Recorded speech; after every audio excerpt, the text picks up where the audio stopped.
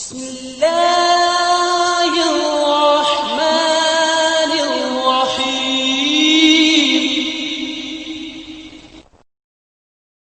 یہ بات یاد رکھنی ضروری ہے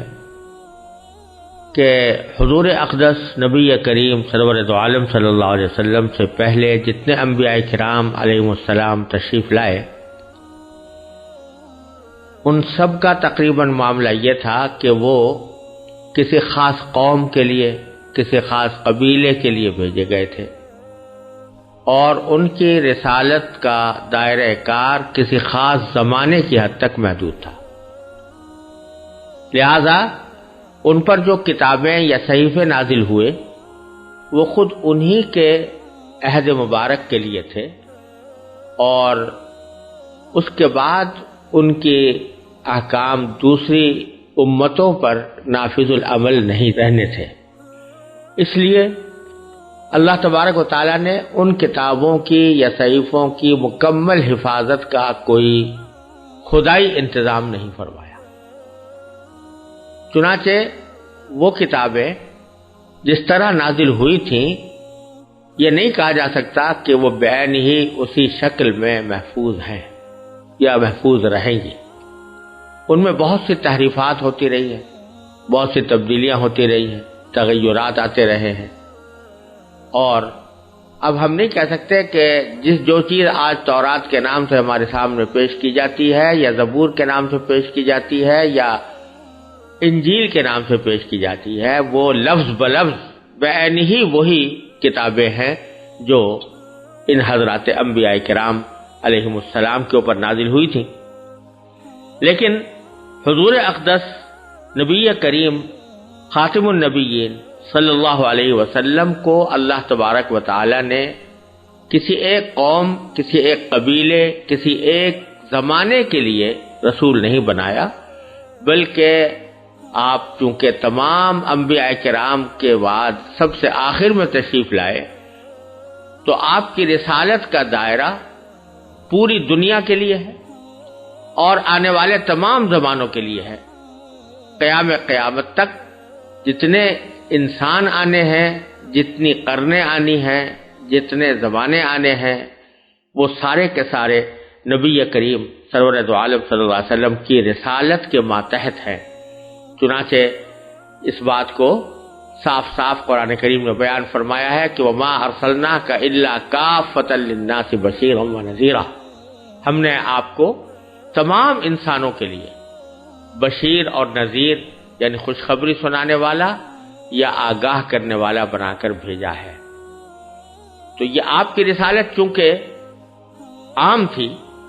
تمام خطوں کے لیے اور تمام زمانوں کے لیے، اس لیے اللہ تبارک و تعالی نے آپ کو کتاب بھی وہ عطا فرمائی جو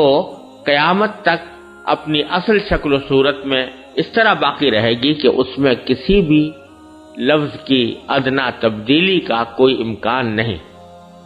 قرآن کریم نے اس لیے صاف صاف فرما دیا کہ انا نحن نزلنا الذکر وانا لہ لحافظون، کہ ہم نے ہی یہ قرآن اتارا ہے اور ہم ہی اس کی حفاظت کریں گے۔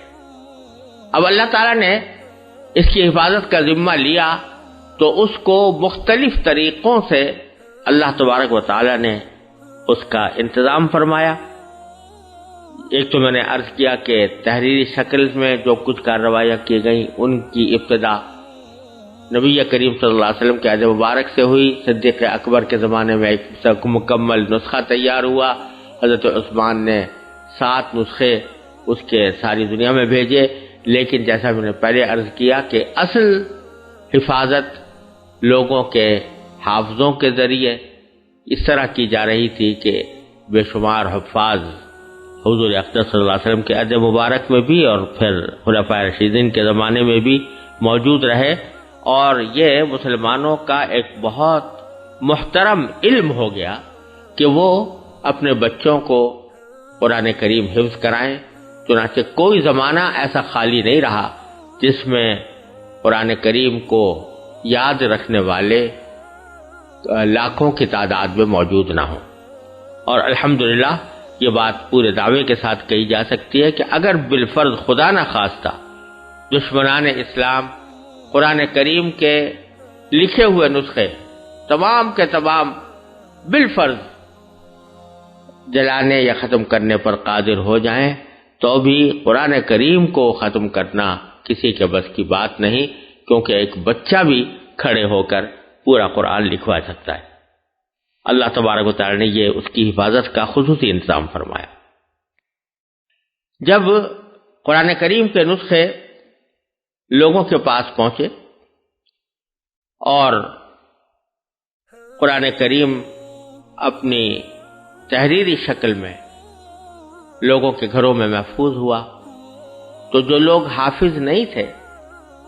ان کا معمول یہ تھا کہ وہ قرآن کریم کو دیکھ کر تلاوت کیا کرتے تھے، کیونکہ قرآن کریم کو جس طرح سمجھنا اور اس پر عمل کرنا ضروری ہے، اسی طرح اس کے الفاظ کی تلاوت بھی بذات خود ایک عبادت ہے۔ اور حدیث میں نبی کریم سرور دو عالم صلی اللہ علیہ وسلم سے یہ ارشاد مروی ہے کہ آپ نے فرمایا کہ جو کوئی قرآن کریم کی تلاوت کرے تو ہر حرف، ایک حرف کی تلاوت پر 10 نیکیاں اس کے نامہ اعمال میں لکھی جاتی ہیں۔ لہذا صحابہ کرام ہی کے دور سے مسلمانوں میں یہ معمول چلا آتا رہا ہے کہ مسلمان صبح کو کسی اور کام میں لگنے سے پہلے قرآن کریم کی کچھ تلاوت کرتے تھے۔ تلاوت کی یہ مقدار شروع میں صحابہ و تابعین کے زمانے میں اتنی زیادہ ہوتی تھی کہ ان حضرات نے تقریباً قرآن کریم کو 7 حصوں میں تقسیم کر کے یہ پروگرام بنایا تھا، اور یہ بلکہ معمول بنایا تھا کہ وہ ہر ہفتے ایک قرآن کریم کی تلاوت مکمل کر لیں۔ چنانچہ اس لحاظ سے انہوں نے قرآن کریم کو 7 حصوں میں تقسیم کیا، ان میں سے ہر حصہ ایک حزب یا ایک منزل کہلاتا ہے۔ آپ حضرات اگر ہمارے قرآن کریم کے چھپے ہوئے نسخوں کو دیکھیں تو جگہ جگہ اس میں حزب لکھا ہوا نظر آئے گا، اور یہ 7 حزب ہے۔ مثلا پہلا حزب جو ہے وہ سورہ بقرہ سے شروع ہوتا ہے، الف لام میم سے شروع ہوتا ہے، اور سورہ انعام پر جا کر ختم ہوتا ہے۔ تو یہ ایک حزب ہے، یعنی 7 تقریباً پارے ہیں، یا 6 یا 7 پارے ہیں، اور اس طرح 7 احزاب یعنی 7 حزب پڑھ لینے سے ہر روز اگر ایک حزب پڑھا جائے تو ایک ہفتے میں قرآن کریم ختم ہو جاتا تھا۔ اس لیے ان کو احزاب یا منزلوں کی شکل میں تعبیر کیا گیا، اور قرآن کریم کے مختلف نسخوں میں یہ اسی طرح لکھا ہوا بھی موجود ہے۔ ایک اور تقسیم قرآن کریم کی اس طرح ہوئی کہ اس کو 30 حصوں میں تقسیم کیا گیا، اور ہر حصے کو ایک جز یا ایک پارہ کہا جاتا ہے۔ یہ کام کس زمانے میں ہوا اس کی کوئی قابل اعتماد شہادت ہمارے پاس موجود نہیں ہے، لیکن شروع سے یہ 30 پارے چلے آتے ہیں۔ لوگوں کا خیال ہے کہ شاید جب حضرت عثمان رضی اللہ تعالیٰ عنہ نے قرآن کریم کے نسخے تیار کرا کر مختلف جگہوں پر بھیجے تو شاید انہوں نے تحریر کی سہولت کے لیے اس کو 30 حصوں میں تقسیم کر دیا ہو، اور ہر پارہ ایک جز قرار پایا ہو۔ شاید اس وقت سے یہ 30 پارے چلے آتے ہو، لیکن کوئی بہت زیادہ مستند اور قابل اعتماد شہادت یہ نہیں ہے کہ یہ کب سے ہوا۔ یہ بات یاد رکھنی چاہیے کہ یہ پارے جو ہیں یہ کسی مضمون کے حساب سے نہیں بنائے گئے، بلکہ بعض اوقات ایسا ہوتا ہے کہ انتہائی ادھوری بات پر پارہ ختم ہو جاتا ہے اور نیا پارہ شروع ہو جاتا ہے۔ ایک بات کا ایک حصہ پچھلے پارے میں ہے اور دوسرا حصہ دوسرے پارے میں ہے، جیسے کہ مثلا سبحان الذی اسری والا پارہ جو ہے وہ حضرت موسیٰ اور حضرت خضر علیہ السلام کے واقعے کے سلسلے میں ایک واقعہ بیان کیا گیا ہے، اور وہ ابھی واقعہ ادھورا ہی تھا کہ اسی میں دوسرا پارہ قال لم اقل لک شروع ہو گیا۔ تو اس طرح بھی بعض پارے شروع ہوئے ہیں، لہذا یہ تقسیم معنی کے اعتبار سے نہیں ہے، مضمون کے اعتبار سے نہیں ہے، بلکہ یہ 30 مساوی حصے بنا دیے گئے ہیں، اور بعض علماء کرام نے یہ بات فرمائی ہے اور قرین قیاس بھی ہے کہ شاید مکتبوں میں بچوں کو قرآن کریم پڑھانے کے لیے یہ تقسیم کی گئی تھی تاکہ وہ تھوڑے تھوڑے وقفے سے ایک مساوی مقدار اچھی طرح پڑھ سکیں، اس کو ہضم کر سکیں، پھر اس کے بعد پھر آگے بڑھیں۔ ان کو پارے کہا جاتا ہے۔ ہمارے بر صغیر کے نسخوں میں ایک اور علامت ہے جو آج تک قرآن کریم پر لکھی ہوئی نظر آتی ہے، اس کو رکوع کہتے ہیں، اور اکثر و بیشتر جہاں رکوع ختم ہو رہا ہوتا ہے تو وہاں حاشیے کے اوپر عین کی علامت لگی ہوتی ہے۔ اس کے بارے میں بھی تحقیق کے باوجود یہ بات پورے مستند طریقے پر معلوم نہیں ہو سکی کہ رکوع کی ابتدا کس نے کی، کس دور میں کی، کس زمانے میں یہ رکوع لگائے گئے، لیکن یہ بات تقریباً یقینی ہے کہ اس علامت کا مقصد یہ ہے کہ آیات کی ایسی متوسط مقدار متعین کر دی جائے جو ایک رکعت میں پڑھی جا سکے، اس لیے اس کو رکوع کہتے ہیں، اور اس جگہ جا کر رکوع کیا جاتا ہے۔ اور بعض حضرات نے حساب لگا کر بتایا ہے کہ اگر کوئی آدمی تراویح کے اندر روزانہ ایک رکعت میں ایک رکوع پڑھے، گویا تراویح کی 20 رکعتوں میں 20 رکعت کی تلاوت کرے، تو اس طرح روزانہ اگر اس طرح اس معمول کے ساتھ قرآن کریم کی تلاوت کرے تو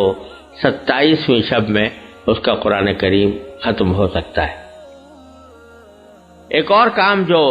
قرآن کریم کی تلاوت کو آسان کرنے کے لیے کیا گیا وہ رموز اوقاف کہلاتا ہے، یعنی قرآن کریم میں جو جملے ہیں وہ ایسے ہیں کہ اگر اس کے اندر کسی ایک جگہ پر آدمی ٹھہر جائے حالانکہ وہ ٹھہرنے کی جگہ نہ ہو تو اس صورت میں اس کے معنی میں خاصی تبدیلی پیدا ہو جاتی ہے، اور بعض اوقات وہ بہت ہی خطرناک حد تک غلط معنی دے دیتی ہے۔ اس لیے علماء کرام نے رموز اوقاف مقرر کیا ان لوگوں کے لیے جو عربی زبان سے پوری طرح واقف نہیں ہے کہ جب وہ قرآن کریم کی تلاوت کریں تو کہاں پر ان کو چاہیے کہ وقف کریں، کہاں چاہیے کہ وقف نہ کریں، کس جگہ وقف کرنا ضروری ہے، کس جگہ وقف نہ کرنا ضروری ہے، کس جگہ وقف کرنا مناسب ہے، کس جگہ وقف کرنا جائز ہے، اور وقف کرنے سے یا نہ کرنے سے کوئی فرق نہیں پڑتا۔ یہ علامتیں لگائی گئی ہیں۔ کہا جاتا ہے کہ یہ علامہ سجاوندی رحمۃ اللہ علیہ نے سب سے پہلے لگائی ہے، اور ان میں آپ نے دیکھا ہوگا کہ کہیں طا لکھی ہوئی ہے، کہیں جیم لکھا ہوا ہے، کہیں زا لکھا ہوا ہے، کہیں صاد لکھا ہوا ہے، کہیں میم لکھا ہوا ہے، کہیں لا لکھا ہوا ہے۔ تو یہ مختلف علامتیں ہیں۔ جہاں طا ہے تو یہ وقف مطلق کہلاتا ہے، اس کا مطلب یہ ہے کہ یہاں بات پوری ہو گئی ہے، اس لیے یہاں وقف کر لینا بہتر ہے۔ جہاں جیم لکھا ہوا ہے یہ وقف جائز کا مخفف ہے، اس کا مطلب یہ ہے کہ یہاں وقف کرنا جائز ہے، یعنی اگر نہ کریں تو بھی درست ہے اور اگر کر لیں تو بھی جائز ہے۔ جہاں زا لکھا ہوا ہے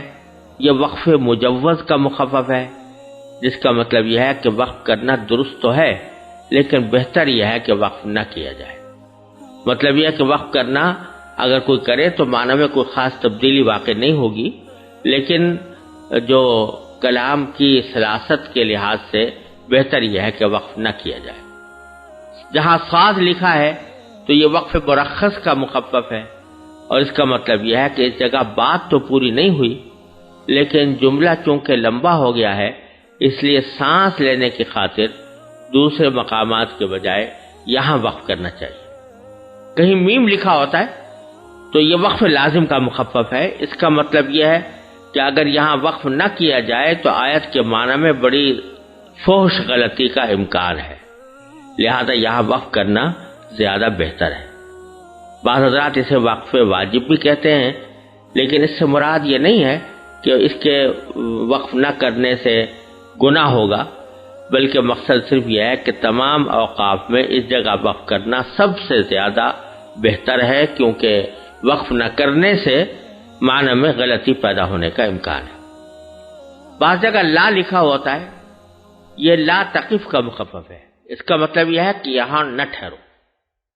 لیکن اس کا منصب یہ نہیں ہے کہ اگر یہاں وقف کر دیا جائے تو کوئی گناہ ہو جائے گا یا یہاں وقف کرنا ناجائز ہے، بلکہ بہت سے مقامات ایسے ہیں جہاں وقف کرنے میں کوئی حرج نہیں اور اس کے بعد والے لفظ سے ابتدا کرنا بھی جائز ہے۔ لہذا اس کا صحیح مطلب یہ ہے کہ یہاں وقف کیا جائے تو بہتر ہے کہ اسے دوبارہ لوٹا کر پڑھا جائے، اگلے لفظ سے ابتدا کرنا اچھا نہیں۔ بعض جگہ میم اور عین لکھا ہوتا ہے مع، یہ معانقے کا مخفف ہے اور یہ علامت اس جگہ لکھی جاتی ہے جہاں ایک ہی آیت کے دو مطلب ہو سکتے ہوں۔ ایک مطلب کے مطابق وقف ایک جگہ ہوگا اور دوسرے مطلب کے مطابق دوسری جگہ، لہذا ان میں سے کسی ایک جگہ وقف کرنا چاہیے اور ایک جگہ وقف کرنے کے بعد پھر دوسری جگہ وقف کرنا اچھا نہیں۔ مثلا ذالک مثلہم فی التوراۃ و مثلہم فی الانجیل، اگر کسی شخص نے توراۃ پر وقف کیا ہے تو الانجیل پر وقف درست نہیں، اور اگر الانجیل پر وقف کرنا ہے تو التوراۃ پر وقف درست نہیں۔ ہاں دونوں جگہ وقف نہ کریں تو یہ درست ہے۔ اس کا ایک نام مقابلہ بھی ہے اور اس کی سب سے پہلے نشاندہی امام ابو الفضل رازی رحمۃ اللہ علیہ نے فرمائی۔ بعض جگہ سکتہ لکھا ہوتا ہے، یہ سکتہ علامت ہے اور اس کا مقصد یہ ہے کہ اس جگہ رکنا چاہیے لیکن اس طرح کہ سانس نہ ٹوٹے۔